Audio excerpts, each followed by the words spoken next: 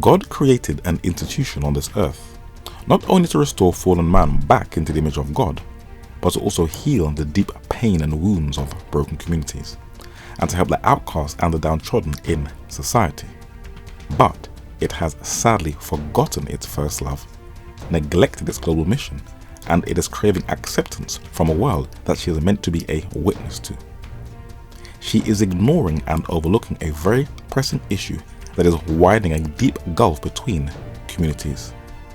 It is a sensitive topic that cannot be overlooked, and if she has the boldness to confront it head on, she will help to create harmony and heal some deep wounds in a world where many are sadly losing hope.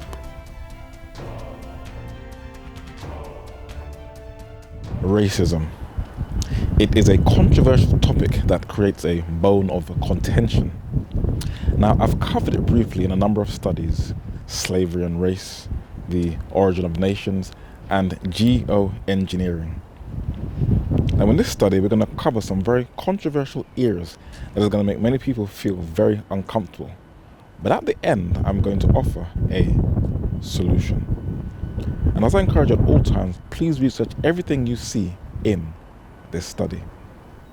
When you look into the mirror, you're not just seeing your own reflection. You're seeing years of an inherited blueprint being passed down throughout history. Many of us resemble our appearance, but it is a continuous chain of a genetic feature. Some of the distinct features we have are passed down from generations. Our characters may be our own, but we still have our great-great-great-grandparents' distinct eyes or their very distinct nose and lips.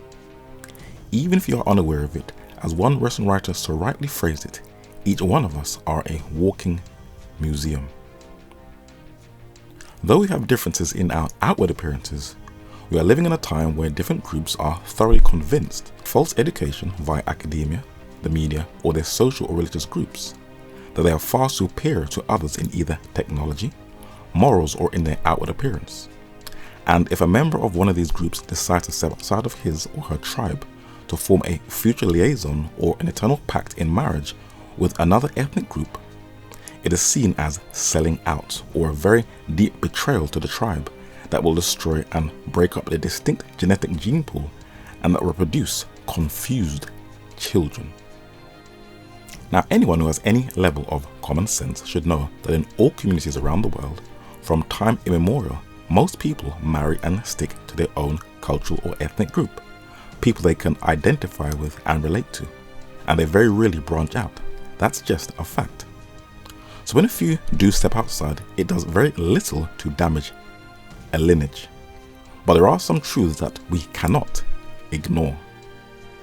Some mixed couples still carry their community's deep prejudices into the marriage that can cause a lot of harm and distress. And studies have also shown that children of mixed parentage in our modern digital age suffer with a very deep identity crisis. It has been labeled as racial imposter syndrome, trying to fit in and belong to a group where they are told that you're either not black enough, or you're not white enough, or you're not Asian enough, or whatever group they try to identify with. Studies have shown that the demographics of people who have been categorized or labeled as mixed race, biracial, or multiracial face the highest levels of social exclusion than any other racial or ethnic group on the earth. That leads to higher levels of mental health as a result of dual identities. But this is only a product of recent times. This was not an issue back in the day, when men and women identified more as tribal and not as racial. Modern DNA studies have shown that not all ethnic groups are these distinct pure breeds as they think they are. And in the earliest of time, different communities intermarried and interbred and produced distinct groups via different migratory patterns. This has been labeled as genetic admixture. Let us give two examples. In Somalia in Northeast Africa, whose coasts run into the Indian Ocean, we see some early traces of genetic admixture. In the 19th century saw the advent of photography, and some of the early pictures captured were of Somalian people by the photographer Prince Roland Bonaparte, at an exhibition in Paris, France. They are traditionally a semi-nomadic people who have similar attire to other African nations, and most are Sunni Muslim. And when you carefully look at these early black and white photos of them, some have very woolly hair and look distinctly black African, and others look like Afro-Arabs with very straight noses. And as you carefully look at the people of Somalia scattered throughout the West after their domestic war in these different news reports, they are of different shades of brown. Some are light and some are very dark, with a different hair texture and even different facial features, which shows the many different varieties of their appearances. Modern DNA studies have shown that they are a genetic admixture, an amalgamation of two different ethnic groups. For the 1973 edition of the Encyclopedia Britannica said that the Somali peoples are classed largely on linguistic grounds as Southeastern Cushites or Hamites.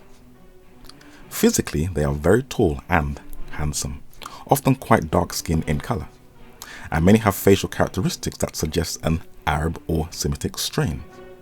This was confirmed by blood group studies. East Africans, according to the New York Times, retain ancestry from the first farmers of the southern Levant.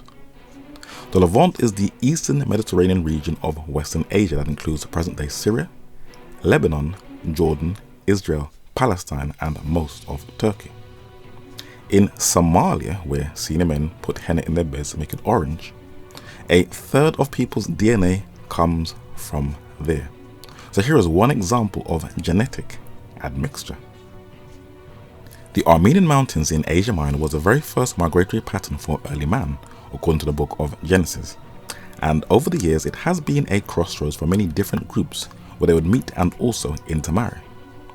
In the 19th century, the early photographers also captured the community of people who called themselves Armenians, who apparently have the oldest Christian nation or community in the world. And as you can see, some can pass as white Europeans, and others have a very dusky brown Asiatic appearance. The few artifacts we have of Armenians shows them with a Eurasian look, with a type of tanned skin, where a number of Armenian kings once ruled in that region. And today, if you look at Armenian people, many do have that very distinct dusky or brown Eurasian appearance, with that distinct dark brown hair. And modern DNA studies have also confirmed that, like the people of Somalia, they are also a product of genetic admixture. A historian, when describing them, wrote that so many races from ancient times, the late George Rawlinson said, found a refuge in the Armenian fortresses, that we can well understand the original ethnic character of the true Armenians having been submerged and lost before the rise of literature, or at any rate of that literature which has come down to us. According to the New York Times, it documented that geneticists have scanned the genomes of 173 Armenians from Armenia and Lebanon and compared those of 78 other populations from around the world. They found that Armenians are a mix of ancient populations whose descendants now live in Sardinia, Central Asia, and several other regions. This formative mixture occurred from 3000 to 2000 BC, the geneticists calculated, coincident with Moses Koronatzi's date for the founding of Armenia. So early man, when he crisscrossed and explored different frontiers and terrains in Afro-Eurasia and other parts of the world, intermarried with different communities, and the racial attitudes that are deeply embedded in our minds today did not exist in the ancient world. So what happened? What went wrong? Thousands of years ago, people could marry and integrate and there was no problem. Today, there are people who are suffering from an identity crisis. But what is more sad is that the church is the most racially divided institution on earth, the very system that is meant to be an example to the world. What happened? Every tribe, nation, or race of human being is created in the image of God and has his or her own unique and distinct features. If the narrator has not said it already, he will say it again. Wouldn't life be very boring if everybody looked exactly the same? But sadly, in the real world we live in today, these differences are an issue. Where do these prejudices come from? When a baby is inside of its mother's womb, totally ignorant of the outside world and totally dependent on its mother's diet, is it learning to love or to hate? What about when a mother is bonding with its brand newborn child? Is she teaching it to hate or to love in those crucial and early years of nurturing? Fathers have the most important roles, for their bond with their children is the greatest influence on a child's behavior. And if they are born into a household of faith and taught properly, it can also affect how a child perceives God. They can either end up loving God or hating him if there is not the right balance. In the ideal world, the greatest experience in your life that should set you up for the future is the innocence of childhood. And your home environment and even your community should never suppress a child's development for learning. For children are very curious from birth, and the time and care you give them as a parent will have a major impact on their socio-emotional and intellectual growth and development. So if we are all created in the image of God with our own unique features, then why do people hate each other so badly and will even kill if someone looks different to them? Let us try to get to the root of the problem. In East Asia, in the Northwest Pacific Ocean, are a string of 5 islands that have been called Japan. It is one of those many countries in Asia that has still preserved its many traditions, especially in its art and in its architecture. During 16th century feudal Japan, when many clans were fighting for dominance, one man attempted to unite all the warring factions. His name was Oda Nobunaga, a Japanese general and statesman. His great wealth financed his conquests, but there was one man who assisted him in his military feats, and there has been a recent keen interest in this mysterious and interesting figure. He was given the name of Yasuke, and this 6' 2" very built black African who towered over your average Japanese was so highly respected that he became Oda Nobunaga's retainer, right-hand man, and was trained as the first ever foreign samurai warrior. Even though some Japanese thought he was either a demon or a god, in 16th century feudal Japan there was no issue of race. People were just curious about each other's differences. But today in Japan, people who are categorized as a hafu, who are either half Japanese and half other, are made to feel like outsiders in their own country of birth. What has happened since 16th century feudal Japan? Look at all these different people with all of their differences in skin tones and fashion. Some look like they are from China, and others look like they are from Africa. But for thousands of years they've all lived in the same country, and guess where they all live? In India, a place that has always had a history of a diverse mixture of different peoples. In the 17th century, men like Sultan Muhammad Shah of Deccan in southern India, who is seated, had black African couriers in his court, who are standing on the far left. And in another painting on cloth, dated to around 1650, it depicts the military procession of Golconda court of Abdullah Qutb Shah, also in the Deccan province of South India.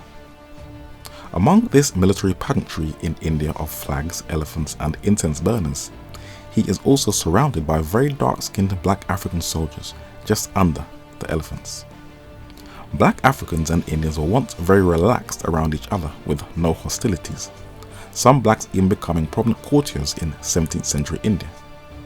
The most famous of these blacks was the Ethiopian-born Sidi military leader Malik Ambar, who became the prime minister of the Armada Naga Sultanate in southern India.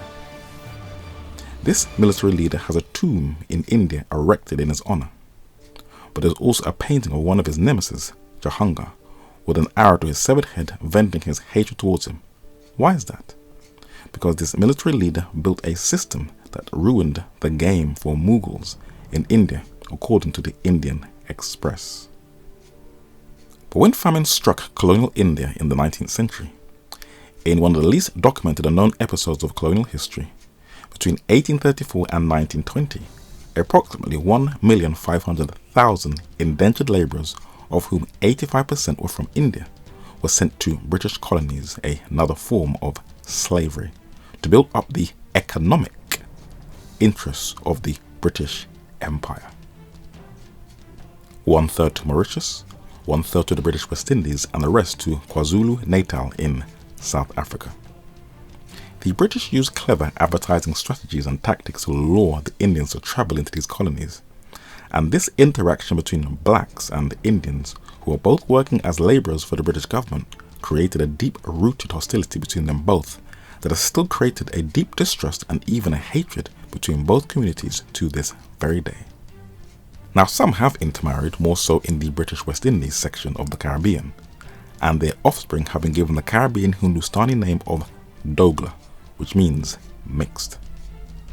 Others in British Guyana have tried to heal these black Indian rifts, but the powers that shouldn't be, the CIA, have sadly provoked these divisions and created more of a deep gulf.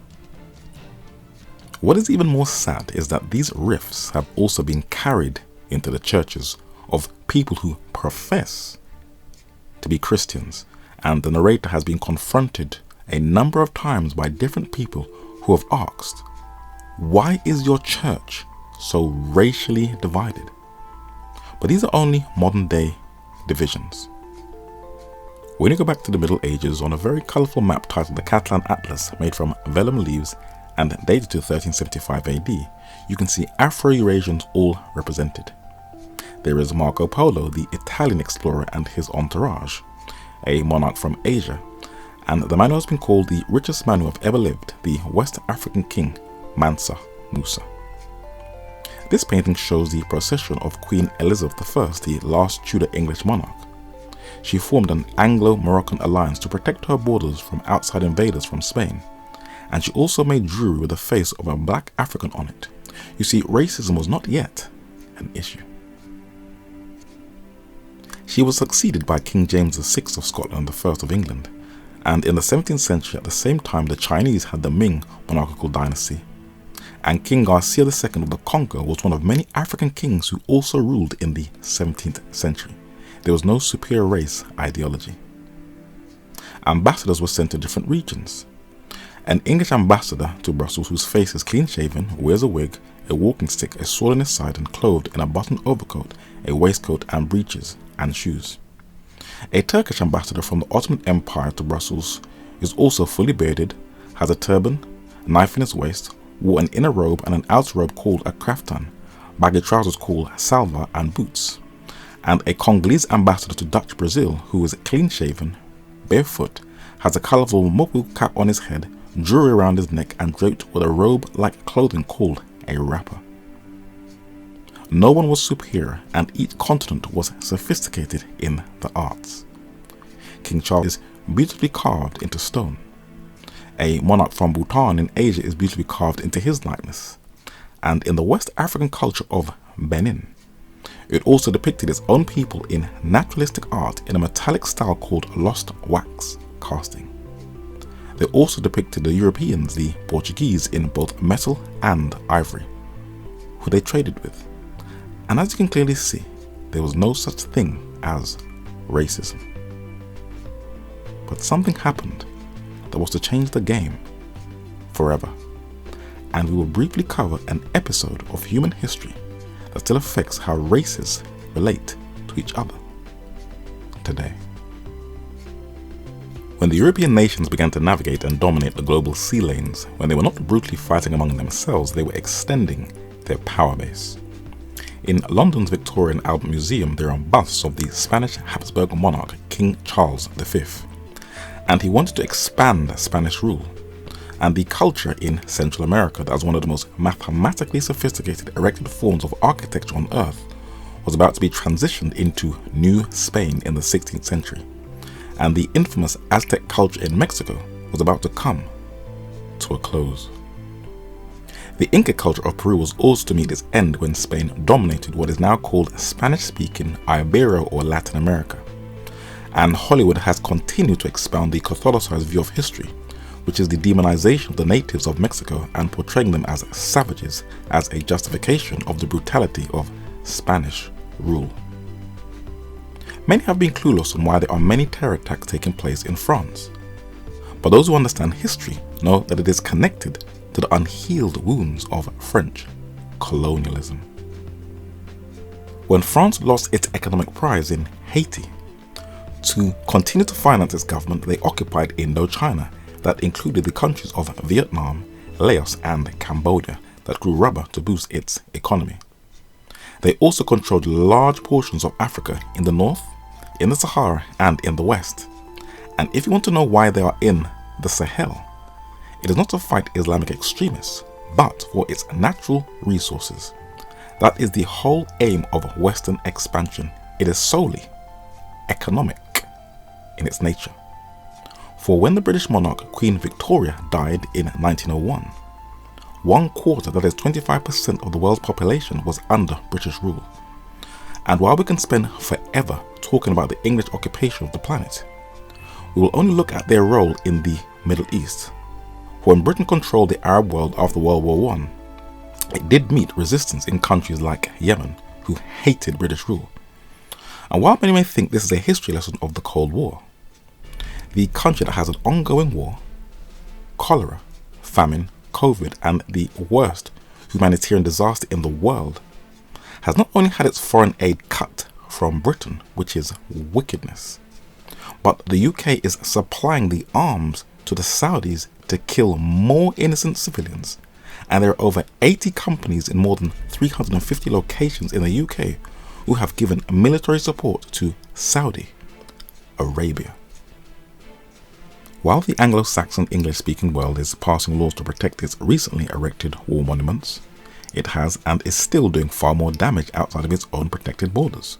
For throughout the 21st century, the Western world's global war on terror that has fueled ethnic and religious divisions, created draconian laws, terrorized the Middle East, and has been destroying much older monuments and cultures that go further back into antiquity solely for the natural resources which has steered its foreign policy.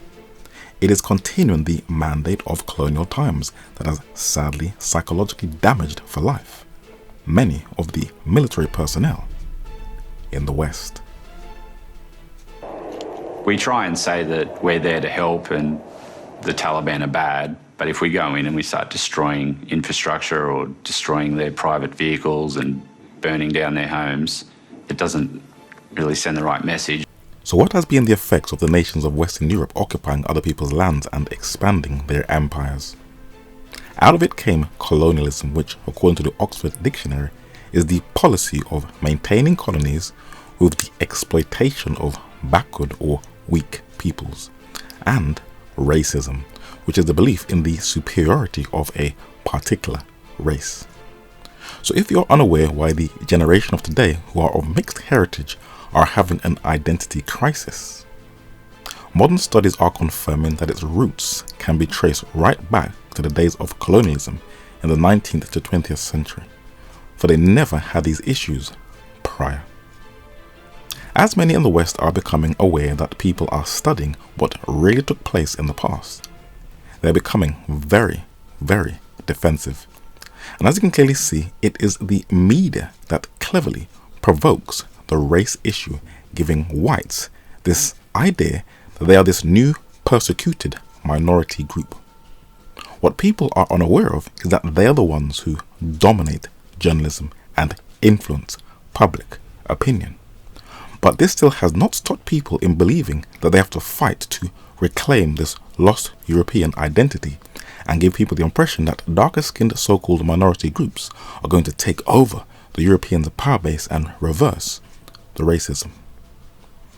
This has also led to a number of individuals who are trying to intellectually reclaim their so-called dying culture. And what is even more interesting is that men in both the Christian church and in the secular world sound exactly the same when they play victim in order to save what they would consider their lost Euro-American heritage.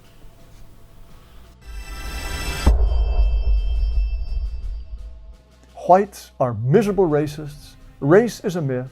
We are all the same, so we should relax and enjoy giving our country away. Men, turn if you would in your Bible to Acts chapter 10. Acts chapter 10. The title of my sermon this morning is Being White is Not a Crime. being white is not a crime. Anyone who understands the clever maneuvering of the political game of chess knows that there are many pawns who are being used to stoke the race issue. But this idea that whites are this persecuted minority is a very clever distraction. The New York Times in the last 4 years have documented in detail who really control the different departments in the world's largest economy that influences the rest of the world. And even though America is becoming more racially diverse, whites control everything. They are top of the 25 most valued companies. They're the head of the top universities that influence how people think. They dominate the fashion industry, what TV shows and Hollywood films people watch, the music that is both produced and played, both the books and the magazines that people read, and the laws in the US Senate. For the Senate is 80% white and male and 92% Christian. They dominate Wall Street and the entire modern tech industry. And as you carefully look through the entire Anglo-Saxon English-speaking world, they dominate everything, and the higher echelons know this. But many in the West fail to recognize what has been done in the past and its effects it has had on the world today. And you sadly have to go back to ancient Greece to re-educate this modern generation of what are the dangers of colonialism. In a book titled The History of the Peloponnesian War, written in the 5th century BC by the Greek Athenian historian Thucydides, who is credited as being the pioneer and father of scientific history and the school of political realism, he documented the dangers of imperialism and the lasting effect it has on those who have been conquered and who are treated unfairly. When you read a portion of it, you can clearly understand the debates that are taking place in the world today. He said, "Personally, I've had occasion often enough already to observe that a democracy is incapable of governing others. What you do not realize is that your empire is a tyranny exercised over subjects who do not like it and who are always plotting against you. You will not let them obey you by injuring your own interests in order to do them a favor. Your leadership depends on superior strength and not on any goodwill of theirs. And this is the very worst thing, to pass measures and then not abide by them." As people are earnestly searching for the truth, there are many hidden gems that are tucked away in long-lost works and forgotten manuscripts that are just waiting to be rediscovered. And there have been a few rare Western writers who have both bravely and unconsciously documented the horrors of Western colonialism. The 19th century Scottish prophetic writer Alexander Keith, in his Signs of the Times, said that the continental nations of Europe had colonies in every quarter of the globe, and thither the ravages of war were carried. In achieving this conquest and sustaining the empire of the sea, the blood of thousands and tens of thousands was poured out like water, and their bleeding bodies cast out into the deep. The tonnage, the rate, the caliber, the shot, the expenditure may be reckoned, but who can tell the amount of blood that was shed? An editor for London's Financial Times newspaper 2 centuries later wrote an article in March 2020 explaining the damaging effects of colonialism. The piece was titled "Britain's Colonial Crimes Come Back to Haunt Trade Negotiations," and he so eloquently said that in Britain, America and most of Europe, and highlighted in red, it is exceedingly rare for people to learn about colonial history unless they specialize in it at university. It is surprising how few Western diplomats are aware of their own country's troubled legacies. Only when armed with historical facts and an understanding of this nuance can, number 1, Western diplomats, number 2, scholars, and number 3, business people develop the empathy needed to navigate the minefield of historical grievances in former colonies. So true. In effect, the United States created ISIS. Nothing like it existed before the American occupation. We created it. It's ours. And now we're trying to deal with the consequences. When the narrator was a very young child, he always had a very deep curiosity on how systems worked and why do certain ethnic groups act and behave a specific way. So he would mix with different communities to learn from them, and he also acquired a deep thirst for collecting books. In 1997, while studying media, he purchased a book titled Anthropology and Photography that showed how the power of photography, beginning in the 19th century, has been used to manipulate how we view the world.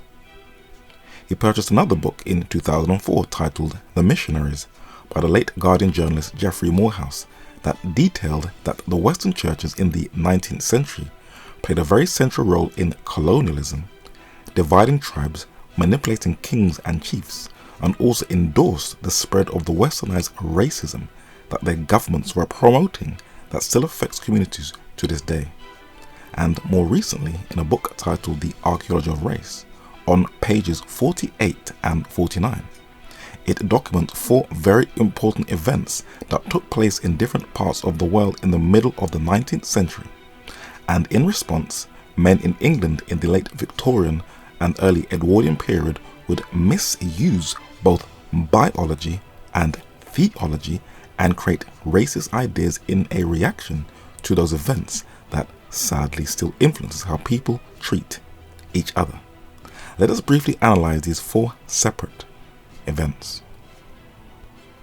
The Republic of India is geographically situated in South Asia and is the second most populated country on earth after China.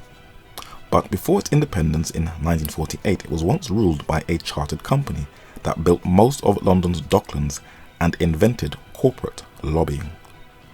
Between 1600, when it was founded, and before it was dissolved in 1874, it was once the world's most powerful company that once ruled the waves, known as the original corporate raiders, who became the world's most powerful business.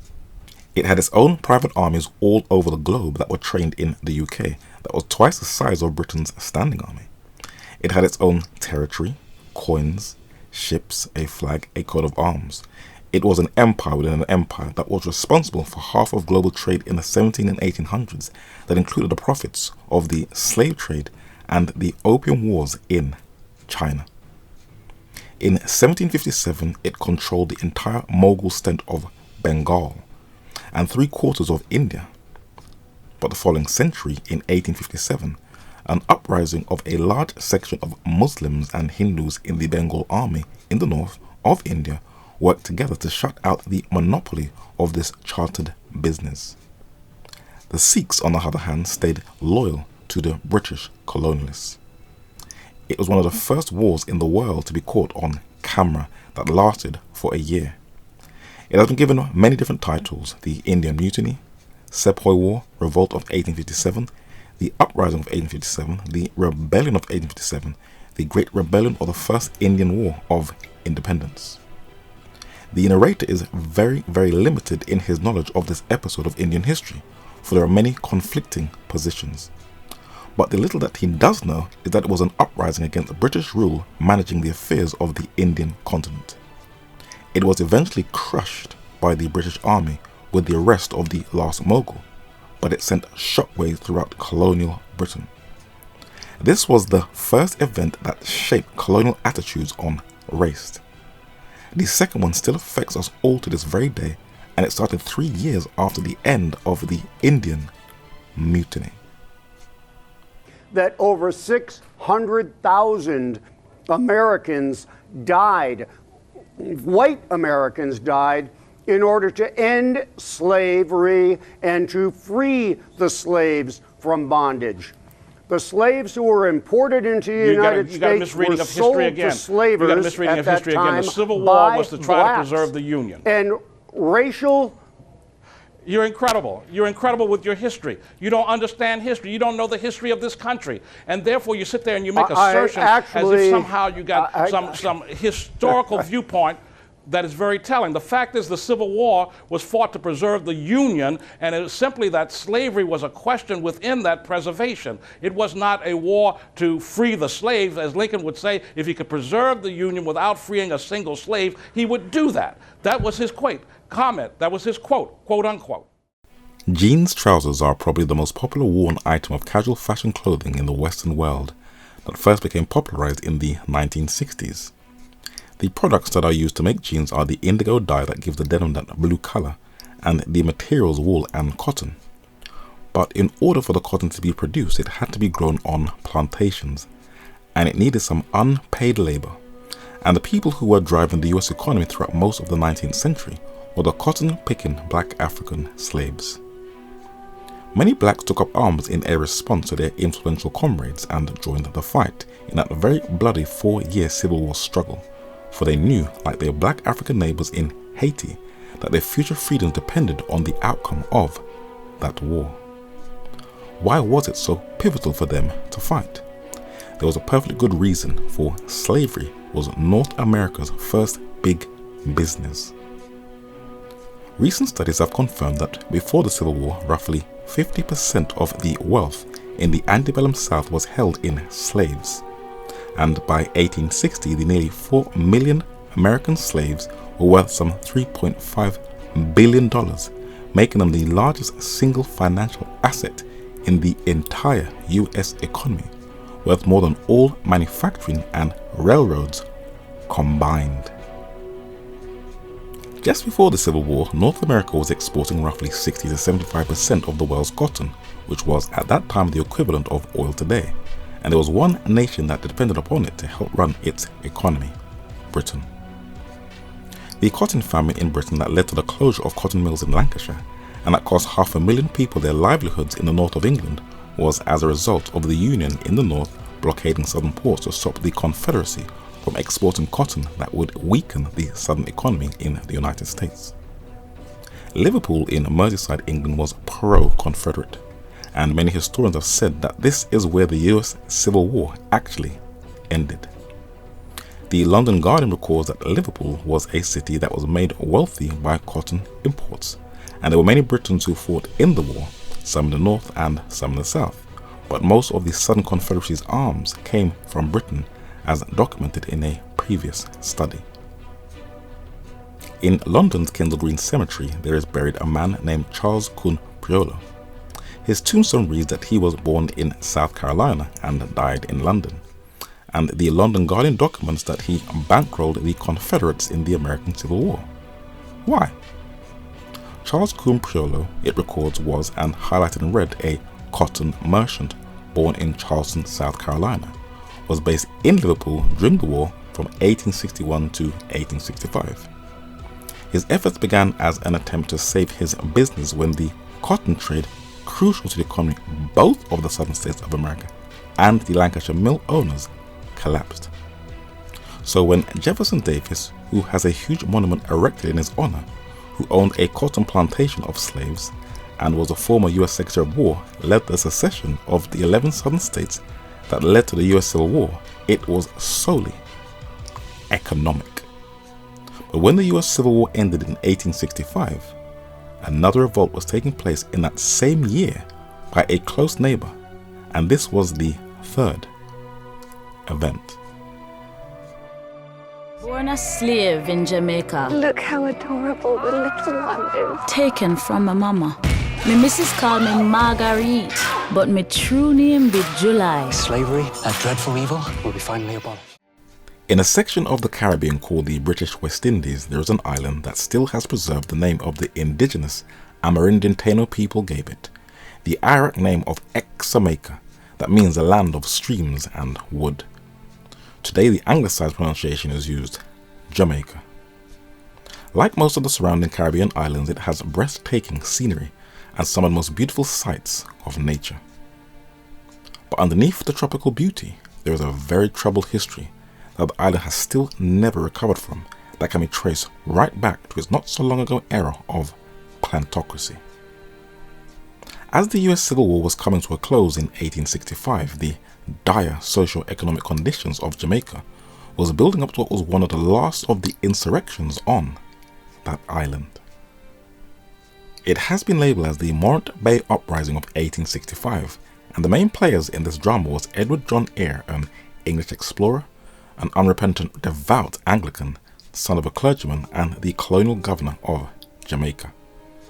The Right Excellent George William Gordon, the bespectacled illegitimate son of a Scottish white planter and slave woman, who was a self-educated wealthy businessman, landowner, magistrate and politician, a radical critic of the colonial government who was a Presbyterian turned Baptist and was a vestryman for the parish of St. Thomas, and his friend Paul Bogle, an energetic leader and a radical activist who championed the cause of the very extremely poor peasants and small farmers, who was a Baptist deacon in the native Baptist church at Stony Gut in Morant Bay, with the character of an African chief, and the woman whose cold advice lit the fuse that led to the insurrection, Queen Victoria.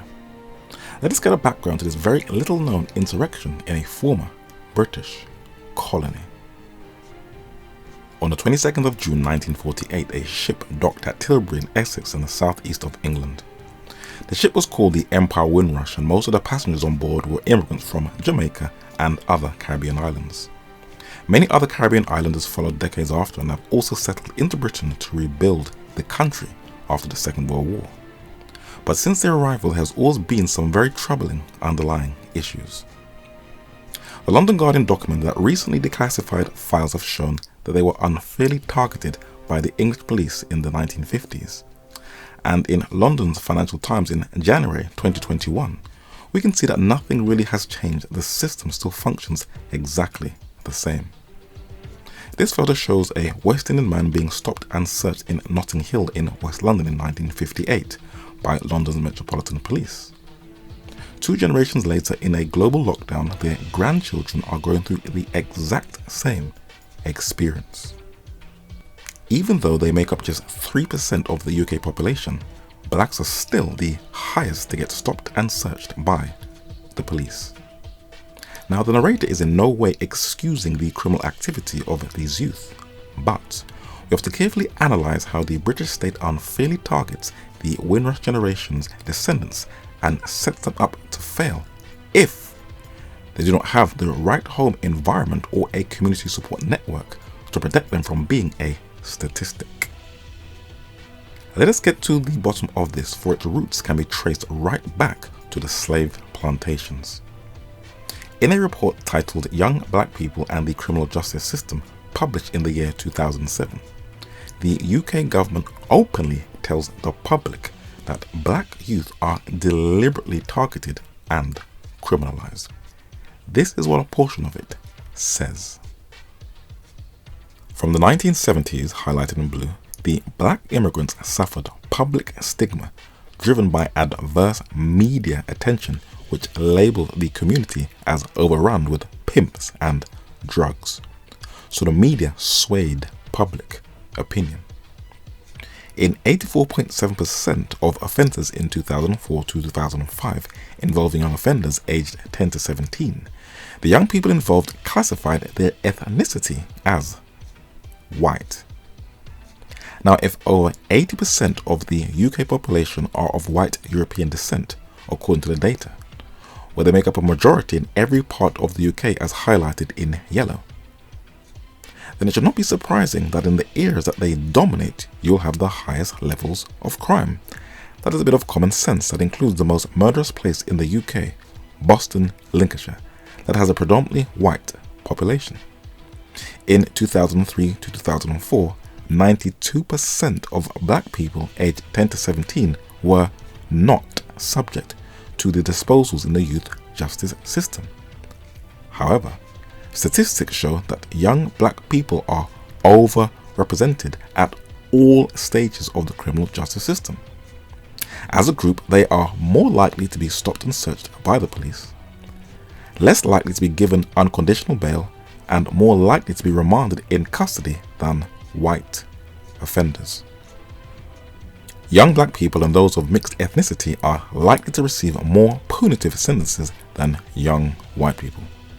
And it concluded that while the actual numbers of black people entering the criminal justice system are small in relation to the figures for white young people, the proportion of young black people coming into the system is unacceptable. These are the very words of the British government. So a system wants to perpetuate a stigma. But what exactly led the first influx of West Indians to migrate to the UK in 1948 to meet heavy opposition not only by the MPs but also by the deep-rooted racism inside of the churches, where they are still, to this very day, heavily segregated in the UK. 3 years prior, in 1945, the British government published a report detailing the very poor economic conditions in the British West Indies. It was a continuation of another report in 1897 that was never published, that was saying the exact same thing. In the archives of the US Library of Congress, Moses Shepherd, a Quaker abolitionist, published a report in 1854 that described the ill treatment of black slaves in Jamaica. And in 1789, a Jamaica planter presented a report to the British House of Commons, basically saying the exact same thing. And also in that same year, on this road in central London, Riding House Street, a man was also documenting his accounts of what he also saw in Jamaica. And Olaudah Equiano has been credited as the pioneer of the abolition movement in Britain during slavery, where he petitioned his work to the then British Queen Charlotte Sophia of Mecklenburg-Strelitz, the wife of King George III. And in this very powerful autobiography, he wrote what he saw as a free slave. He said that, "I found Jamaica to be a very fine, large island, well peopled, and the most considerable of the West India Islands.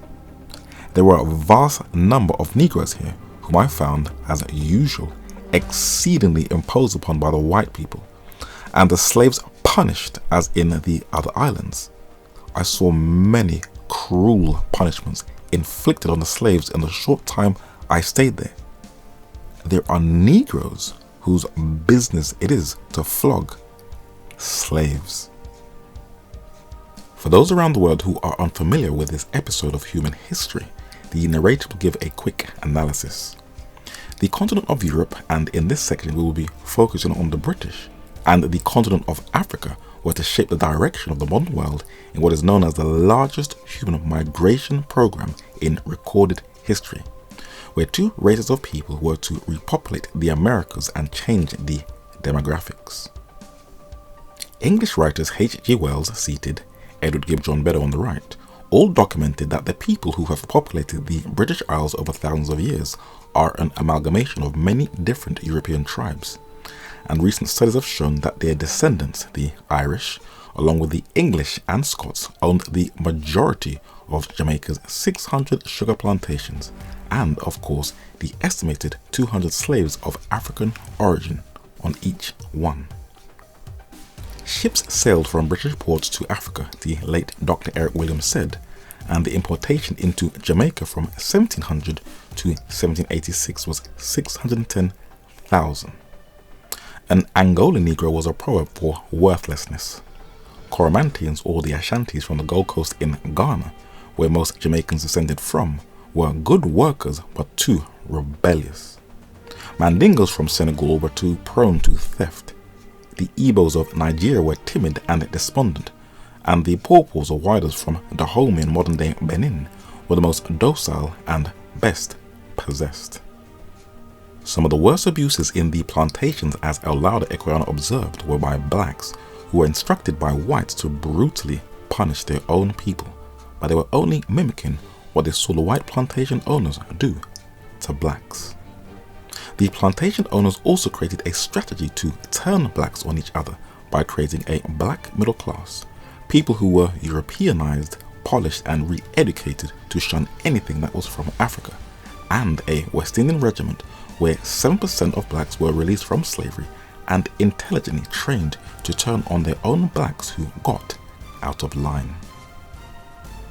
They also created ideologies to justify their brutalities in the plantations, even abusing the Bible, where men like Thomas Goodwin, Bishop Thomas Newton and Peter Helen were advocates of the curse of Ham theory that taught that the Atlantic slave trade was justified because Noah cursed Ham, but the Bible actually said curse be to Canaan and not Ham.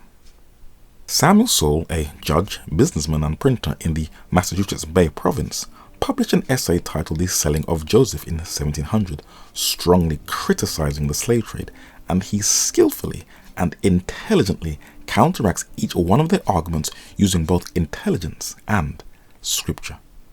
but he was a very rare lone voice in that time period, for men like Edward Long, an English-born pro-slavery colonial administrator in Jamaica, published a 3-volume set in 1774 titled History of Jamaica, where he separated blacks from the rest of mankind and compared them to monkeys. 3 centuries later, this plantation idea has spread throughout the earth. When black footballers play on the pitch, they have bananas thrown at them to dehumanize them and to compare them to monkeys. Some players eat them and say that it tastes very nutritious. On the official BBC website, it shows a black child alongside a toy chimpanzee. Interesting. The late Ronald Reagan saw blacks as monkeys. Former French President Nicolas Sarkozy sees blacks as monkeys. British TV host Alistair Stewart compared blacks to apes. A US TV anchor compares her co-host to a gorilla. A Romanian TV host calls Serena Williams a monkey. Roseanne Barr, not once, but twice, compares 2 black members of the US government to an ape. The former mayor of Liverpool compared black people to monkeys. In Asia, a chief rabbi in Israel calls black people monkeys. In the Arab Muslim world, they view blacks as monkeys. A Chinese businessman in Kenya calls the president and the civilians monkey people. And Bollywood star Isha Gupta compares a black footballer to a gorilla.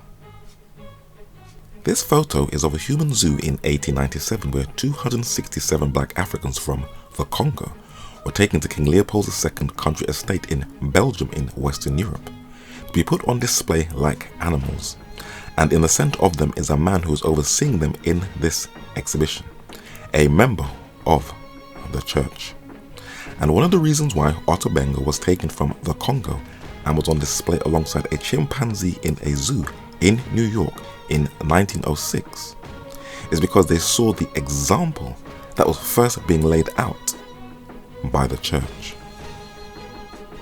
So since slavery, when they tried to view blacks as the missing link between monkey and man, its effects are still very well with us to this very day, and the narrator has observed that westernized racism was created in the slave plantations by white Europeans in order to justify dehumanizing black Africans so that they could continue to expand and monopolize their economic interests without feeling any sense of guilt or shame.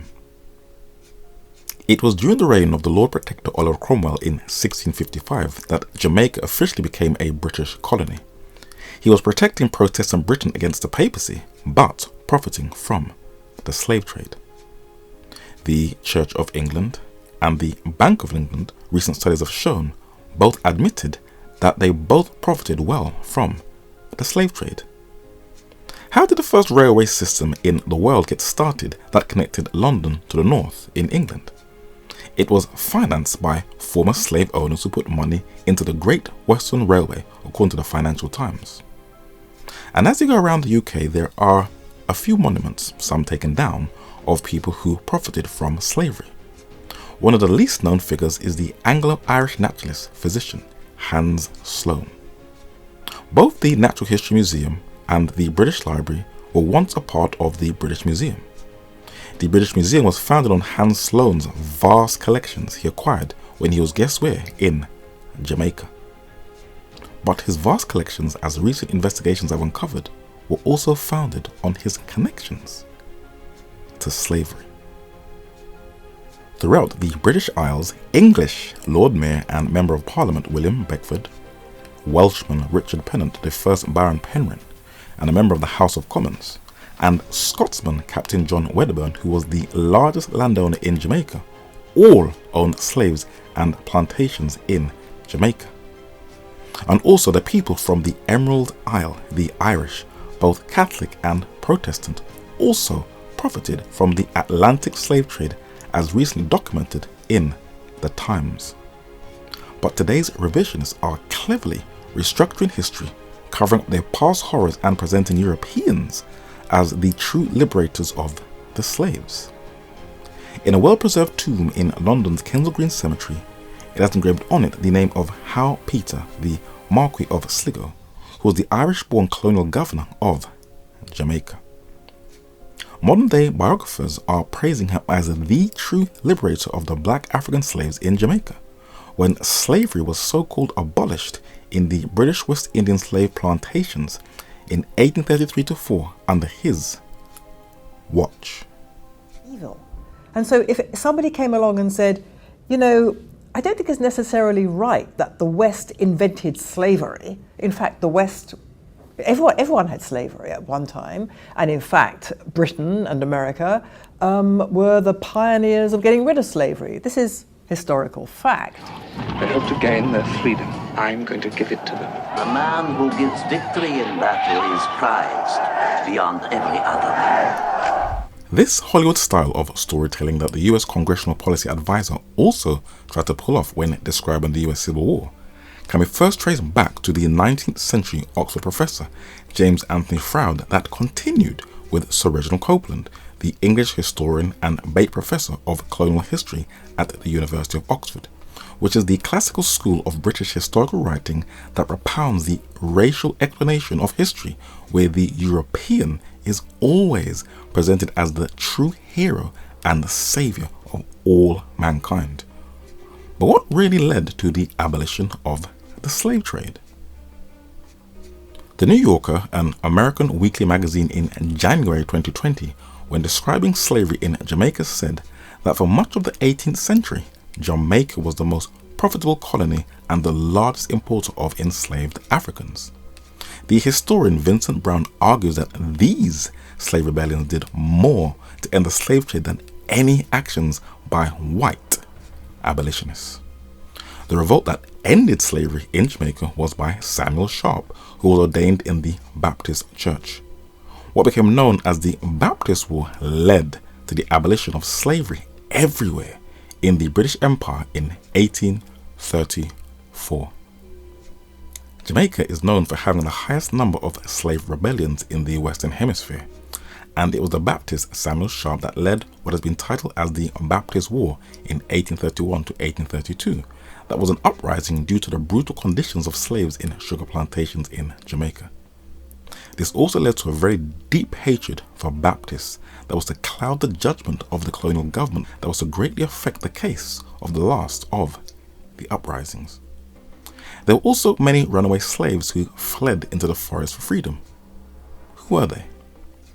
In the American business magazine Forbes, it also tells us that Leeward Maroons, descendants of West African slaves who fled harsh plantation conditions, and the indigenous Amerindians who they banded with, fighting colonists with guerrilla tactics such as camouflage and the secret language of the Abeng, a type of bugle made out of a cow horn used to blow coded messages.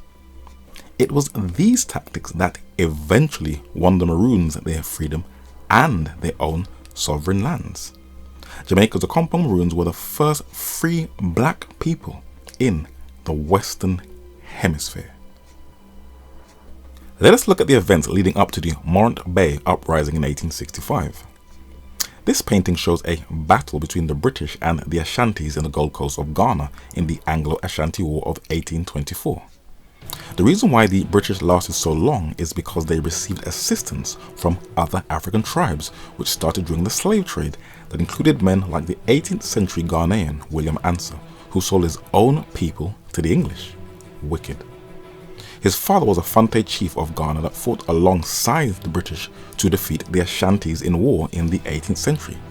And while one set of Ashanti were fighting the British in Africa, at the exact same time their Ashanti brothers were also fighting the British in a slave uprising in Jamaica. It was known as Taki's Revolt or the Coromantee War of 1760. But like Samuel Sharp's revolt, it was brutally crushed, not by British soldiers, but by blacks. The Maroons.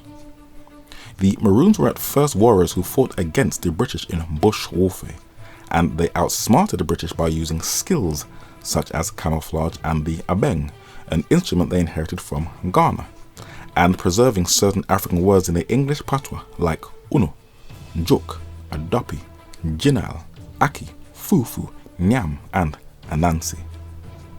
When the British realized they could not win, Colonel John Guthrie on the left, a Jamaican plantation owner, and General Cudjoe on the right, leader of the Jamaican Maroons, exchanged hats, and in 1738 a peace treaty was signed between them.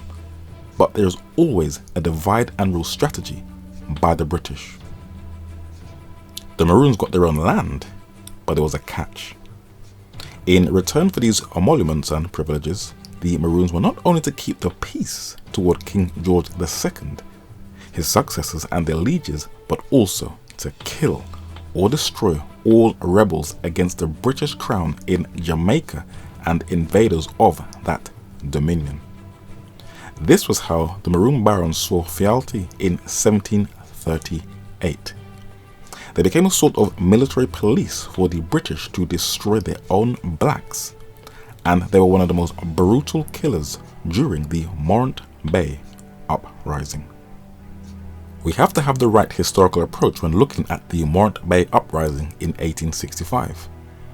The mainstream modern white European academic approach, as has already been shown, has shifted from the ancient in-depth scientific Greek classical scholarship school of thinking of the 5th century BC historians Herodotus and Thucydides, that is based on the methods of close analyzation, observation, and remaining as neutral as possible. The psychology of modern European historiography is rooted in biasing and falsifying data with a very arrogant idea that because they are white, they have to be right, and they rewrite history and skillfully reshape the world into their paradigm, so that in the case of the Morant Bay Uprising, the white savior industrial complex is used to justify and cover up their past horrors, where Governor Eyre, who committed crimes against humanity, is presented as a hero. Many people of black African descent think that they were born into the wrong time, and they feel they have no place in the modern world. They make the grave mistake of looking at modern history from a pitiful victimhood approach, and they allow their emotions to override rational and critical thinking, and they miss out on important object lessons and facts, which is beneficial to their research because they wallow in the pain of past injustices, and when you don't agree with them, they either start crying, label other blacks as sellouts, non-blacks as racists when others do not conform to their worldview. Blacks have the responsibility of writing their own history and teaching their own community their history with their own narratives, starting from the home, without making the fatal mistake of allowing mainstream Western scholars of doing it for them, as a white librarian schooled the narrator many years ago. The safest way to approach history is from reading the very records and documents of that specific time period, especially official state files, and closely analyzing the accounts of both sides, even if you don't agree, for they both come with their biases, and this will make you understand the past a lot more clearer. Though the narrator does not support these modern day protest movements, though he understands their frustrations, it is interesting that Bloomberg, that specializes in financial news, used the Morant Bay Uprising of 1865 as a model of the first modern protest movement. The Right Honourable Sidney Haldane Olivier, the British civil servant, a member of the cabinet of Ramsay MacDonald's Labour Party-led British government, and the governor of Jamaica from 1907 to 1913, saw the uprising as a justified cause, and was one of the only few Western writers who wrote a critical account of Governor Eyre's government and sympathised with the blacks of Jamaica in this very hard to obtain book. Let us now closely look at the facts at this very little known episode of modern history. In the 19th century, Edward Bean Underhill, a Baptist missionary, paid a visit to Jamaica and recorded his accounts of the island. He was appalled at what he saw, and he sent a letter or a telegram of urgency to the then Secretary of State of the British government, the Right Honourable Edward Cardwell, who was a friend of the missionary's father. He documented his experience in a book published in 1895 titled The Tragedy of Morant Bay, and he saw that conditions had not much changed since the abolition of slavery 3 decades earlier, and this is what he said. Since my visit to the island in 1859-60, I felt the greatest interest in its prosperity and deeply grieve over the sufferings of its coloured population. Crime has fearfully increased. This arises from the extreme poverty of the people. The people then are starving. The taxation of the land is too heavy for its present resources. But the simple fact is, there is not sufficient employment for the people. There is neither work for them, nor the capital to employ them. Just over 100 years later, you would think that you are reading the exact same report in the year 1980. The two former slave islands that revolted against European rule were to be economically punished forever. And in Jamaica it was the IMF, the International Monetary Fund, who was responsible for crippling Jamaica's economy, and Henry Kissinger. In a book titled Dope Inc., criticized as a conspiracy theory manual, it recorded in a chapter titled Jamaica and IMF that the island's currency was deliberately devalued by 30% in 1977 by the IMF. When Michael Norman Manley, Jamaica's then Prime Minister, was not playing ball with the global economic order, they decided to teach him a valuable lesson. Remember, as the narrator said, Westernized racism is deeply rooted in economics. And as you carefully read the articles of the bitter struggle between the JLP and PNP parties in Jamaica in 1980, and the CIA's covert meddling in the country's politics, it sounds like the exact same conditions in the 1860s. The Washington Post said, Jamaica is in desperate financial straits. Now nearly bankrupt, the country is expected to default on its massive foreign debt. The unemployment and closed factories are impossible to ignore. The American difficulties with Jamaica began with, guess who? Henry Kissinger in 1975. Jamaica is beset by inflation that exacerbates the problem. The Jamaican populace is predominantly poor and working class, and from the bottom up. Poverty has always been known there. The IMF loaned the Bank of Jamaica, its central bank, about $2.5 billion. The money came with conditions, among them freezing public sector salaries, higher income tax on the wealthy, and taxes on gasoline, cigarettes, alcohol, privatizing the seaports and airports. Yes, so Jamaica's had shall we say, a tortured relationship with the IMF for most of our independent history.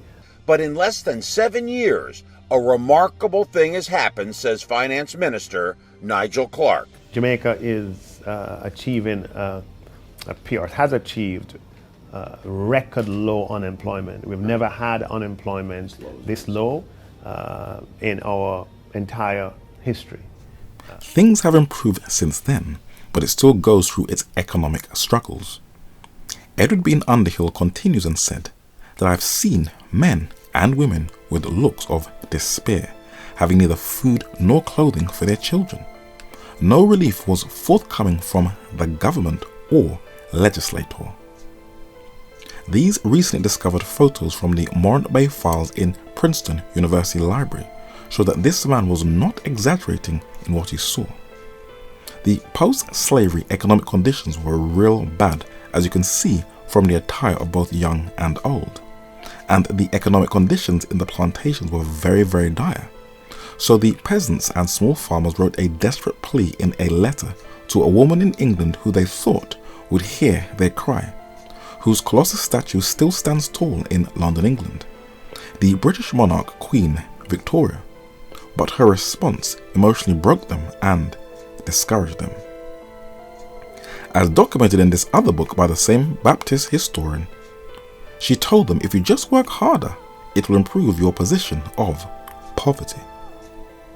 What kind of foolishness is that? This letter obtained from the British colonial government documents the response of some of the Jamaicans, and the top name given among the four is of Paul Bogle. And if you carefully read and examine it closely, it is clear that men are reacting to an up-and-coming attack of the colonial government against them first. And Paul Bogle has been given an unfair trial of being labelled as a domestic terrorist, when he is not. The centre of the uprising was a small seaside town known as Morant Bay in the parish of St. Thomas in the east in the county of Surrey. Edward Bean Underhill said. The narrator has highlighted his words in gold for a reason. It must not be forgotten that blood was first shed by the authorities or the colonial government on the spot. The statements by Governor Eyre as to the terrible mutilations and atrocities alleged to have been perpetrated by the black people on the whites were proved to be unfounded.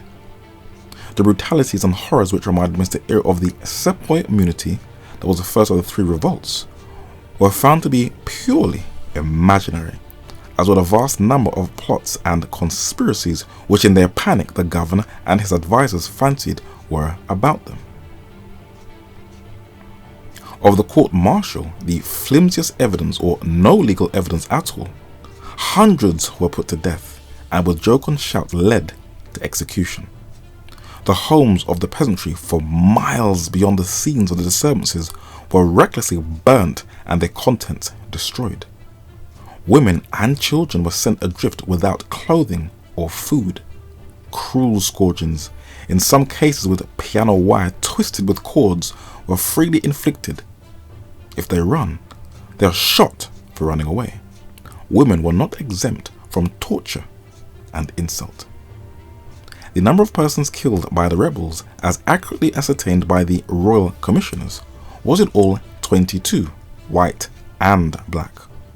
On the other hand, the Commissioners established the fact that at least 430 persons were shot or hung in retaliation during the existence of martial law. They declare that the punishment inflicted were indeed excessive, that many sufferers were entirely innocent of any crime whatever, that 1,000 dwellings were wantonly and cruelly burnt. The Morant Bay Uprising of 1865 and the response by the colonial government divided the British nation into 2 different camps. In Highgate Cemetery in North London, there is a grave of a man who is little known today unless you are studying British colonial or military history. His name was Sir Henry Knight Storks, and if you look closely and examine his headstone, it has his credentials engraved on it that reads, from the 5th line from bottom, that he was a Captain General of Jamaica in 1866. He received a dispatch handed from the Secretary of State in that same year, and he was the one who oversaw the Royal Commission that documented the brutal atrocities of the colonial government against innocent civilians in Jamaica. And if you want to purchase a copy of that report, it is just over $500 on Abe Books. Interesting. In London's Embankment Gardens, there was a statue of the English philosopher and politician John Stuart Mill, the father of utilitarianism, a kind of neo-Gnostic free will postmodernistic idea. He headed the Jamaica Committee, which was a coalition of Victorian politicians, scientists, writers and abolitionists, who between 1866 to 1868 attempted to prosecute Governor Eyre for murder, but failed. Why? Because he was supported and was led off by men in very high places that included the colonial office that today is called the Foreign Office. Tory MP and former British Prime Minister of Italian Jewish descent, Lord Beaconsfield, better known as Benjamin Disraeli. The man whose house in the affluent area of Chelsea in London that has turned into a museum, who is still revered in aristocratic and literary circles, the Scottish historian and mathematician who was the mentor that inspired the philosophy of James Anthony Froude and strongly believed that blacks should be put back into slavery, Thomas Carlyle. And the man who is buried in Westminster Abbey, known as the greatest literary writer of Victorian Britain, Charles Dickens.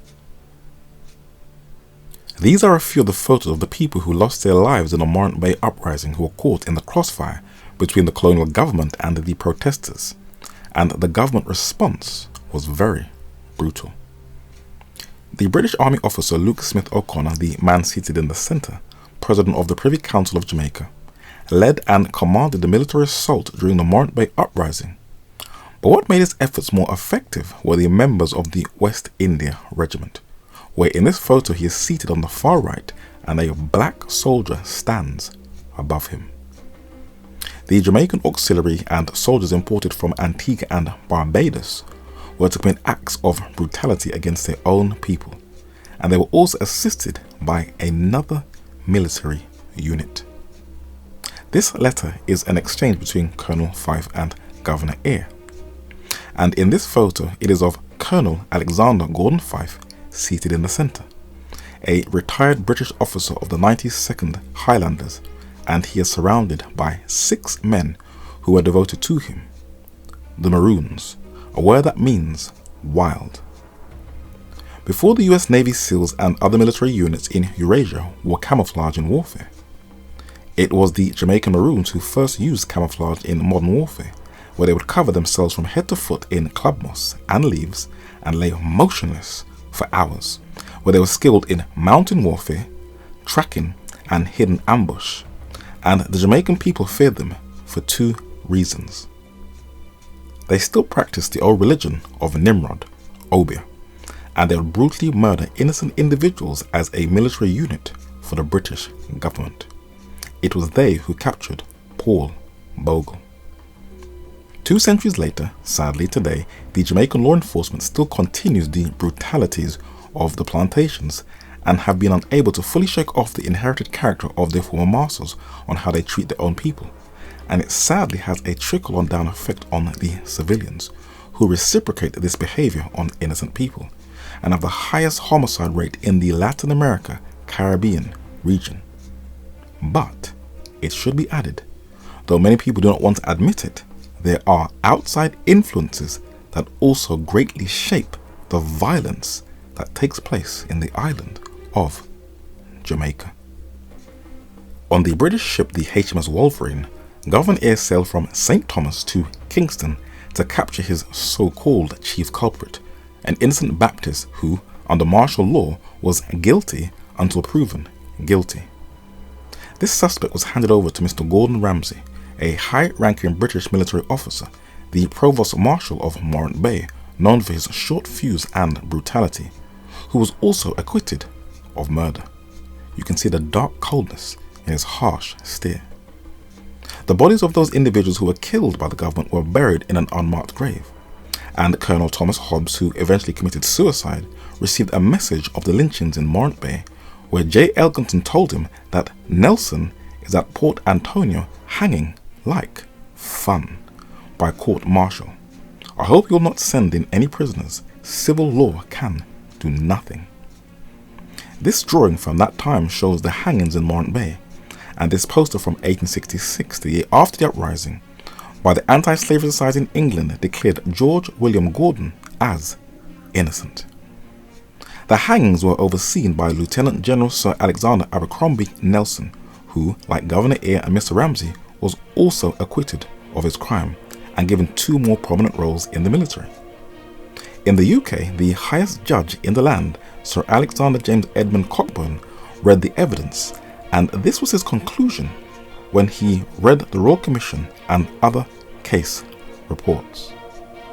Lord Chief Justice Cockburn says in his charge to the grand jury in the case of General Nelson and Lieutenant Brand, when these gentlemen were indicted for the murder of Mr. Gordon, said, "I cannot withhold from your attention the extraordinary character of the evidence and inconclusiveness and moral worthlessness of the evidence upon which Mr. Gordon was convicted.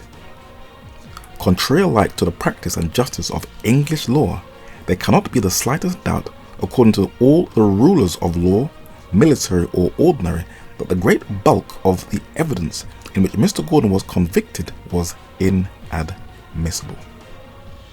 1 hour before George William Gordon was to be hanged, he wrote this very moving letter to his wife, where there is no bitterness or hatred he has for his captors. "My beloved Lucy," he said, "General Nelson has just been kind enough to inform me that the court-martial on Saturday last has ordered me to be hung, and that the sentence is to be executed in an hour hence, so that I shall be gone from this world of sin and sorrow. I do not deserve this sentence, for I never advised or took part in any insurrection. All I ever did was recommend the people who complained to seek redress in a legitimate way, and if in this I erred or have been misrepresented, I do not think I deserve the extreme sentence. It is, however, the will of my Heavenly Father that I should suffer in obeying His commands to relieve the poor and the needy, and to protect as far as I am able the oppressed. And glory be to His name, and I thank Him that I suffer in such a cause. Glory be to God and Father of our Lord Jesus Christ. And I can say that it is a great honor thus to suffer, for the servant cannot be greater than his Lord. I thought His Excellency the Governor would have allowed me a fair trial if any charge of sedition or inflammatory language were partly attributed to me, but I have no power of control. May the Lord be merciful unto him. General Nelson, who has just come for me, has faithfully promised to let you have this. May the Lord bless him, and the soldiers and all men, and may the grace of our Lord Jesus Christ be with us all. Your trusted, devoted, and now nearly dying husband, George W. Gordon. The powerful testimony of a completely innocent man, a faith which you just do not see today.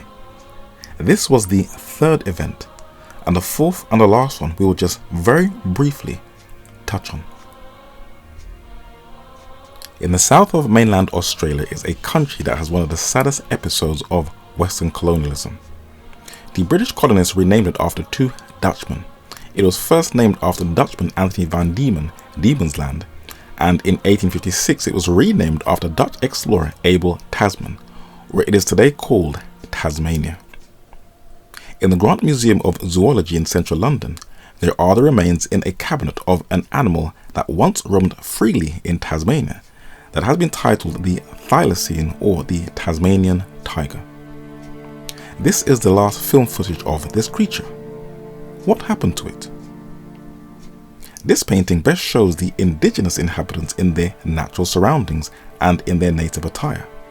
They were a very peaceful, loving people, but when Europeans came to forcefully remove them off their land, they tried to defend their territory, and a bloody war kicked off by the invader and the original inhabitants, known today as the Black War, and they were sadly relocated off their land, and it was orchestrated by the Englishman on the right in this painting, George Augustus Robinson, and it was sadly the European diseases that started to greatly reduce the remaining population.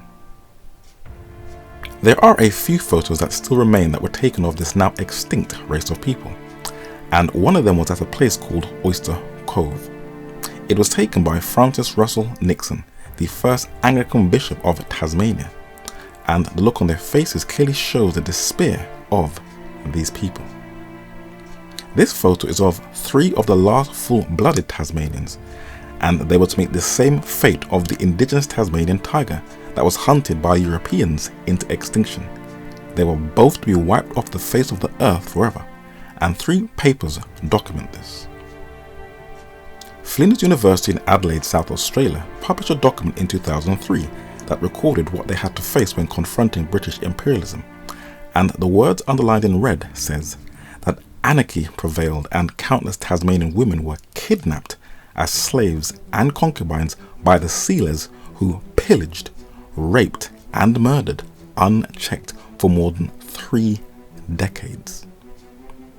The London Guardian in March 2020, when documented the fate of these people, also said that under the governor George Arthur, like Jamaica a couple of decades later, martial law was declared as the colony tried to rid itself, through war and highlighted in gold, ongoing massacres and poisonings, and later the absurdly ineffective black line of Tasmania's First Peoples. George Augustus Robinson, a self-styled missionary who took it upon himself to conciliate with the indigenous of Tasmania and to remove them off their land and herd them into an isolated place. In a book titled The Races of Men, published in 1850, the Scottish surgeon Dr. Robert Knox openly bragged about the extermination of the Aborigines of Tasmania so that Europeans could occupy new territory. He said, "What a field of extermination lies before the Saxon and Celtic race. Already, in a few years, we have already cleared Van Diemen's Land of every human Aboriginal. In Tasmania, he swept him, and at once entirely, from the land of his birth." So these are the four major events in the middle of the 19th century, and the English colonialists were to react to these wars and uprisings by developing the ideology of Western racism, where men in the most prestigious circles and academic positions in both the secular and religious world were to do something that was never done before in human history. They were to cleverly Europeanize the whole span of human history by falsely claiming that it was white Europeans who created every ancient civilization that ever existed to skillfully align this idea on their colonial model. But why should they do this? As men explore the oldest records of human communication preserved on rock art in caves, when closely observing these petroglyphs, archaeologists have observed that the continent of Europe has the highest number of cave paintings on Earth, whose depth, colour and precision in the deepest canopy still has not been matched to this very day. Most of them depict animals that now dwell in Africa and in parts of Asia, but once roamed in Europe until an unexplained climatic phenomenon, the Ice Age, froze them into extinction. They are the lion and the rhino. Europe, as shown in previous studies, has many firsts that includes the oldest farmer's plough discovered in Italy, the oldest ceramic art discovered in Moravia, the oldest sundial found in the Ukraine, the oldest gold collection discovered in Bulgaria, and the oldest known wooden wheel discovered in Slovenia. But not content with their own history, Europeans have attempted to hijack others.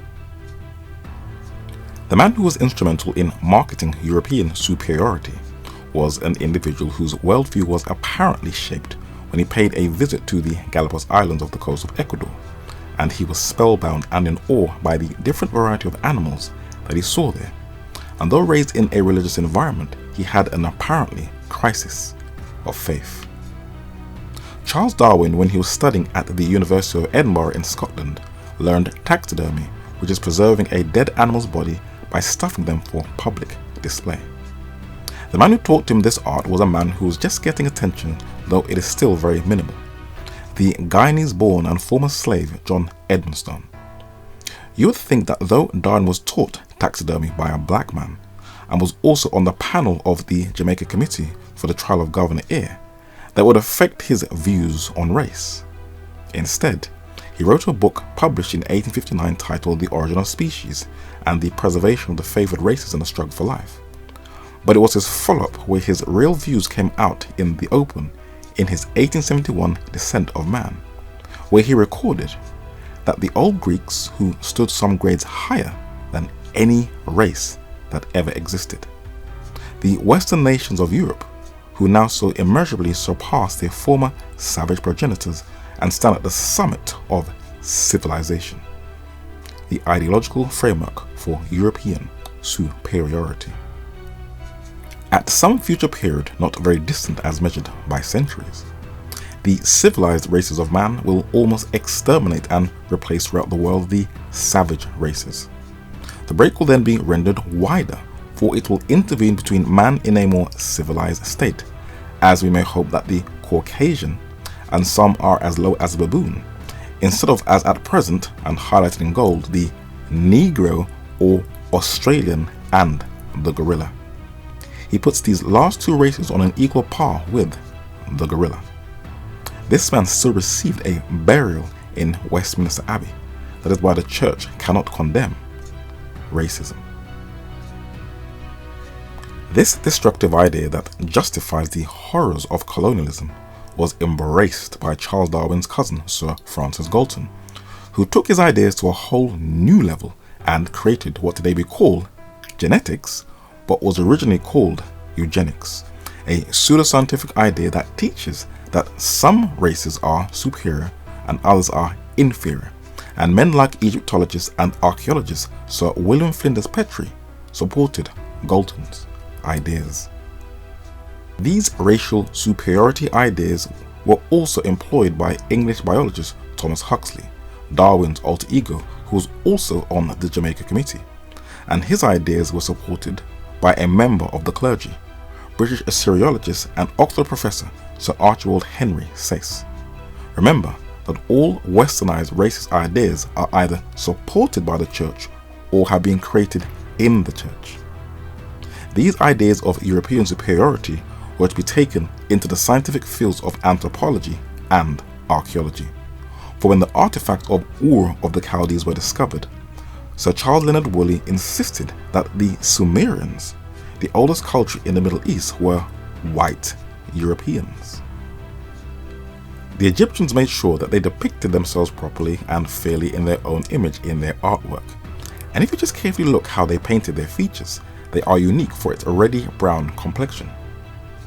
But Hollywood has decided to change their features to make them look like Europeans, claiming, unlike the Greek historians Herodotus and Strabo, that one of the oldest civilizations is actually European. These ridiculous claims can be traced right back to British-Australian Egyptologists Sir Grafton Elliot Smith, Sir Archibald Sayce and Sir Gardner Henry Wilkinson in the 19th century. The Ife art from the 12th to the 14th century AD in Nigeria is a highly naturalistic sculptural tradition in stone, brass and copper. When they were rediscovered, the English explorer Mary Henrietta Kingsley insisted that they were made in Birmingham. Leo Frobenius, the German ethnologist, took it a step further and said that they were made by Africans, but it was the Greeks from Atlantis who taught West Africans how to sculpt metal into naturalistic art forms of the human body. But it doesn't stop there.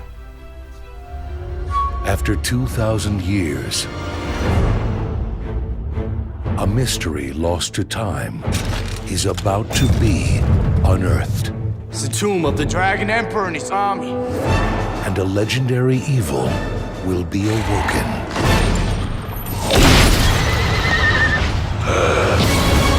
The Mummy, Tomb of the Dragon Emperor. When the Emperor built the Great Wall, he buried his enemies underneath it.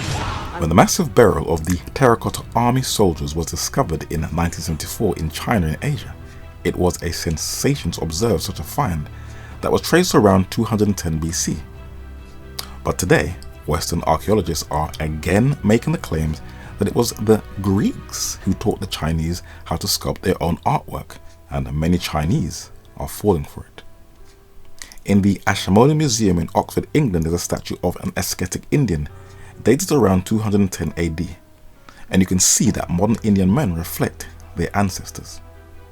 But when the German-born Lutheran Oxford professor Friedrich Max Müller saw the similarities between the English and Sanskrit language, he created what is known as the Aryan theory myth that has messed up the people in India. It attempts to prove that light-skinned people from the West brought civilization to the East in India. DNA tests in India have now shown that it is built upon a big colonial lie. In the Huffington Post, it said that it helped to spread another lie that still haunts academia. The Dravidian race theory was formulated by, guess who? British missionaries in the 1800s in parallel with the Aryan theory, and it divides the people into racial categories of Aryans and Dravidians. Western scholars and institutions continue to support Dravidian racism, which is dependent upon acceptance of the Aryan race construct. What about the Bible that was mostly written in the Middle East? In the British Museum, you can see one of the only few descriptions of an Israelite king, and his features are clearly from the Orient, a descendant of Shem. But if you were to look at modern biblical films, once again the racial features have drastically changed so that the children of Israel look like Europeans, a clever way of rewriting history. And the modern Western churches have played a very central role in both colonialism and in racializing human history, and they have sadly played a significant role in damaging the very character and the image of the Almighty God. Historically, all major world empires have colonized those they have conquered, but modern day Western colonialism is responsible for the tensions and the ethnic strikes we see in our world today. And what is more sad is that the churches have been complicit in the racism of their governments, and it is responsible for the identity crises of many people today. If the churches of today were to follow the gospel of Jesus Christ, there would be no racism in the churches. But what is more sad is that even when a people have been enslaved, dehumanized, marginalized, ghettoized, sterilized, and Jim Crowed, no matter what they've been through, they are still pleading to the very system that has psychologically oppressed them. What is more sad is that these systems have rejected their pleas. When man forfeited his Edenic beauty for self-worship, since his fall he has not been able to balance out his threefold nature of the physical, the mental, and the spiritual. He has been able to conquer and master the physical plane, as well as the mental and the emotional, but he struggles with that missing ingredient and battles to find it, the spiritual. That can only be filled by reconnecting back to the Creator. But man tries to fill that empty void by harmonizing oneself with nature instead of having faith in the one who actually made the nature. The UK is a place that for many years men throughout Europe have fled to for an asylum to express their views, and have tried to fill that spiritual void with their own warped man-made philosophies, and their ideas have not only spread throughout the European continent, but around the entire world. Scholars are now spending time carefully going over the effects of their philosophies, and as shown in previous studies, they are seeing the damage of their ideas, the toll of human lives they cost, and the emptiness it leaves in the heart. Though their man-made ideas have failed in filling that spiritual vacuum, man still attempts to fill it with ideas from the ancient world that is subtly de-Christianizing and reprogramming the modern mind and training them into having a very nihilistic secular worldview, so that you can put any idea in front of them and they will have absolutely no moral strength to resist it. Many are also foolishly returned to the serpent's philosophy to heal that deep spiritual brokenness, totally ignorant that he was the intellectual mastermind of this world's chaos. But they all end up admitting that when you look for happiness just on the physical plane, ignoring the spiritual, you'll always end up empty. Listen to Moby. We think that if we have the right amount of money, if we have the right amount of recognition, we'll find perfect human happiness. But I tried, and it didn't work. So the wisdom of this world is foolishness with God, and this should be the most ripe time and opportunity for the professed children of God to fill that spiritual vacuum around the entire world with an eternal message. But there is a big problem and hindrance, for the most influential nation on the planet cannot share something that they themselves do not practice. Like I tell people, segregation starts every Sunday in America. You can say that this place is integrated and we're all happy and peaceful, but every Sunday at 11 o'clock, that's when the world becomes segregated every day, and it's called the church. Because when everybody goes to church, we go to white churches, the blacks stay in their black churches, and the Mexicans stay in whatever Catholic. That's when segregation starts. Have you ever wondered how powerful and influential these churches are, which many see as multinational corporations in North America? From when the Pilgrim Fathers arrived in 1620, they have always had a say or an influence in the American way of life.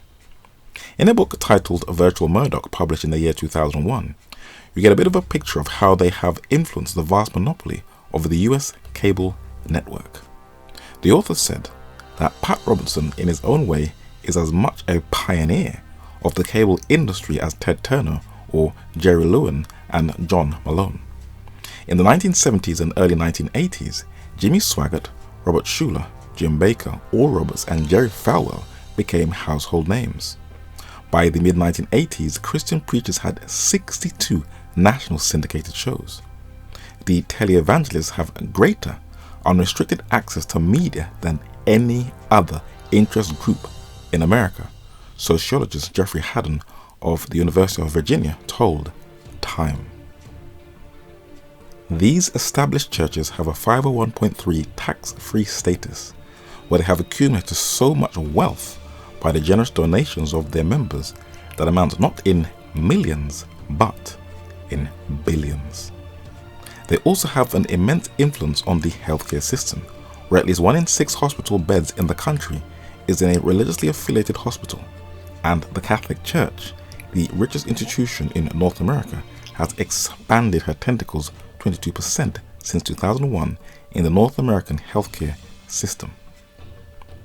These churches also own around 200 accredited theological seminaries where they enroll nearly 100,000 students a year, and many of the most influential evangelical lay and mega preachers have not only played a central role in swaying US politics and elections, but historically a number of them have had direct access to the seat of US government, the White House. They preach against abortion, LGBTQ, the occult, and violence and swearing in movies. But there is one subject they are very silent on. With this level of influence and control, they could use all of these powerful mediums to completely shut down racism in the United States that would eventually influence the rest of the society in North America. But they choose to remain quiet. Do you want to know why? Because they benefit from it. And modern credible Western sources are confirming, not through malice or bitterness, but through solid journalism, that racism runs very, very deep, today a bit more subtle, into the very heart and metaphysics of the culture, the structure, and the man-made theology in these Western churches. The narrator saw a discussion where a white male said that there are a number of white preachers in North America who are being kicked out of their churches and losing their credentials for addressing racism in the church. Sad. Though they are influential, they have been greatly falling in number in recent years. And instead of running to Jesus Christ for their divine strength, they have looked to a reality TV show host for their strength, and people all around the world look on in complete shock. Most of the blacks the narrator has spoken to in both the UK and specifically in the United States said that all of their white friends are in the secular world. They said that they don't trust the ones in the churches. The ones in the world, they said, are more real, easier to get on with, more sincere, and you can discuss the issue of race with them a lot more easily. But when you mention racism to the whites in the churches, how do you think they respond?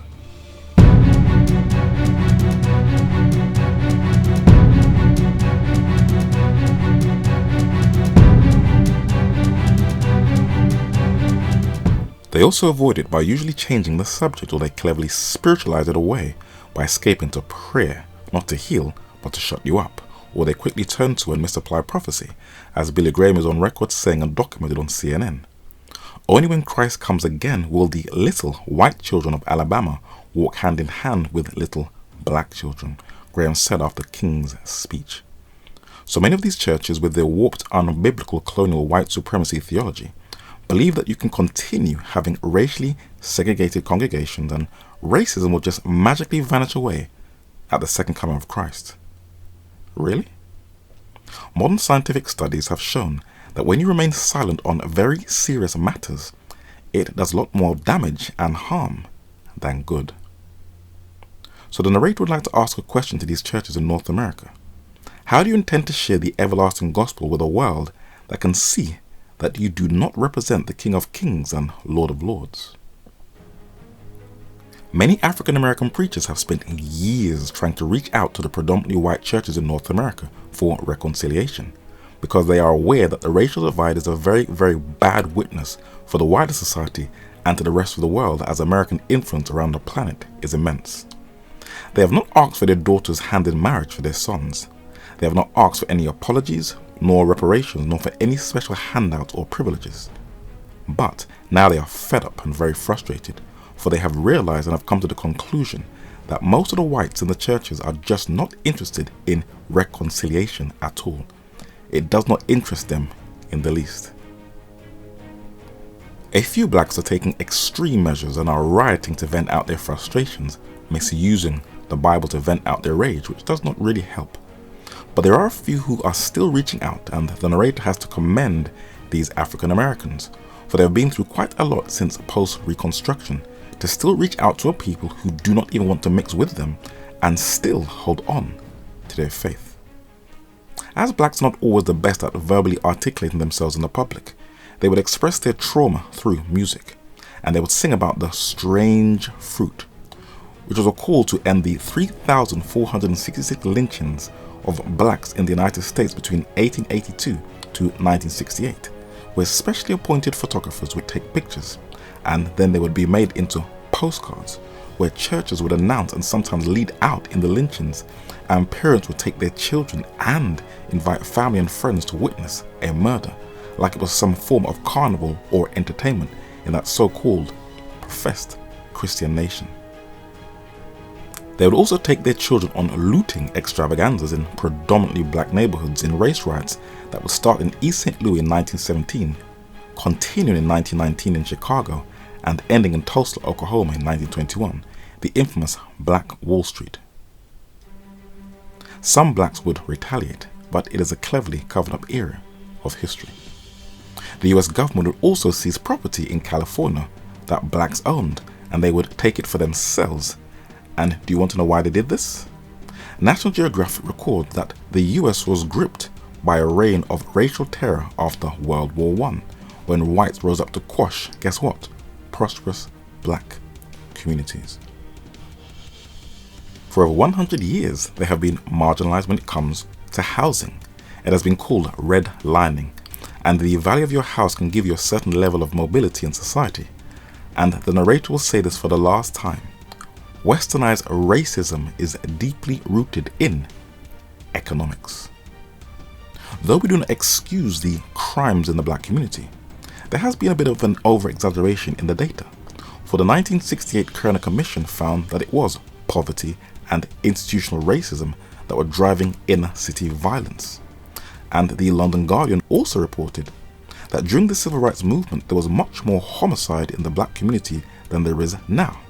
Black-on-black crime is shrinking. Centers for Disease Control and Prevention show that from 1950 to 2013, the percentage of black men who became homicide victims dropped by a third, and for black women the percentage was cut in half. The CDC also published a study in 2013 that shatters the false data of the missing black father, and it documented that black fathers, that is 70%, were most likely to have bathed, dressed, diapered or helped their children use the toilet every day, compared with white 60% and Hispanic fathers 45%. A high percentage of black fathers aged 15 to 44, that is 27%, took their children to or from activities every day, compared with white fathers, that is 20%. You never really hear this data on any mainstream or even alternative media outlet, because it is not what they want to hear. It does not fit into a narrative. Now, the narrator is not saying that it has all been a gloomy downward spiral. That would be sharing disinformation and fabricating history. They have developed their own schools to educate blacks, beginning with Booker T. Washington's Tuskegee Institute. During the Harlem Renaissance, many in New York were very prosperous and dressed to the nine.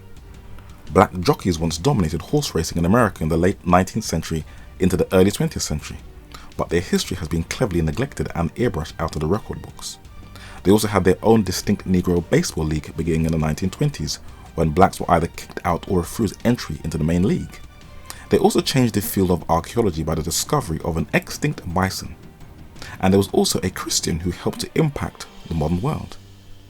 The little-known Lewis H. Latimer built a church in New York, and when he was not attending a religious service, this self-taught draftsman was patenting many inventions to improve the society he lived in. He did not invent the light bulb, but he improved the filament to make it last a lot longer. But there is something to his credit. The telephone is probably one of the best methods of modern communication, and the Scottish-born scientist and inventor Alexander Graham Bell is known as the man behind this invention. But when Lewis Latimer died in 1928, the New York Times credited him as drawing the original plans for Alexander Graham Bell's telephone. So when you're using your modern digital tracking devices, always remember that many Christians have invented things that has helped to shape our modern world. But But what the narrator does find very troubling is that there are many white Christians who are using social media to post videos on their Facebook pages, as the narrator has seen, of blacks who try to intellectually discredit other blacks. Now, how does that win people to Jesus Christ? And why do these blacks do that? One author said that servants unconsciously imbibe their master's psychology, and so Negroes. The American white Protestants were anti-foreign in America, so the Negro followed suit. And with a false plantation attitude of disinformation and outdated false stats, when you read the comment section of their videos, their huge white following always say, "I wish more black people were like them." There are Christian preachers who also carefully study patriotic blacks and use them to protect their white Euro-American culture under the disguise of Christianity. As black men, black Americans. I'm not African American, I'm a black American. I was never born in Africa. Yeah, I'm a proud American, right? I just, whatever. You got that? Yeah, I'm not from Africa, I've never been to Africa. Yeah. I don't know nothing about Africa. Okay, I don't speak African, I don't know any African history. I know some American history. Because you're American. Because I'm American. You better not touch my flag. This is my flag. I hold my flag high. You will not burn it. You will not cut it. You will not tear it. You will not stomp on it. This is my flag. This flag in America means the world to me. And there are others who form an alliance with the secular world, pretending that they are defending Christianity when they are also protecting their white Euro-American culture. And anyone who mentions racism in the church, they cleverly accuse them of being a woke social justice warrior, a political race theorist who is controlled by the Marxist philosophy of unconscious bias training, and being a member of Black Lives Matter. Now, this is not new. During the civil rights movement, they also saw racial integration as a form of Marxism, and comments on the narrator's tablet from YouTube shows that they have not changed at all. And if you see the posters these men and women have, or their placards, they are layered with scripture texts that are quoted out of context to justify not mixing with blacks. And the Washington Post documented in 2020 that white evangelicals did not see interracial dialogue as a priority. Nothing has changed. But the US culture still reaches out to the church to help in the healing of racism in that society as they realize their influence. So how can we heal and fill that spiritual vacuum? The Holy Scriptures offers us a solution. Before Jesus left this earth, he provided a spiritual package, not just for the church community only, but for them to also help the society they lived in. He is currently our advocate in heaven, interceding on our behalf, but he has instructed us to not have an isolated, gated community gospel where you just preach to yourselves only, but it is to go out to the entire world, not prejudicing any gender, ethnicity or age. And he taught what should be in the delivery, and he laid the example first. In John chapter 13 and verse 29, he had a bag of money that was to help the poor that were in need in society. Do the mega churches billions do the same? In Mark chapter 8 verses 6 to 8, Jesus catered to people's physical needs in society when they were really hungry. Then in Matthew chapter 4 verses 23 and 24, Jesus also catered to people's spiritual needs, where he was number 1, teaching, number 2, preaching, and number 3, healing and casting out devils. And he also advised us to follow his example to also teach, preach, and to heal. Most men love to teach and to preach so their voice is heard, but the healing that also includes casting out devils is highly neglected and ignored. And in our churches today, there are many people who need healing, and they are spiritually broken because their needs have been neglected, because the church does not want to help those who are suffering from spiritual depression and mental oppression.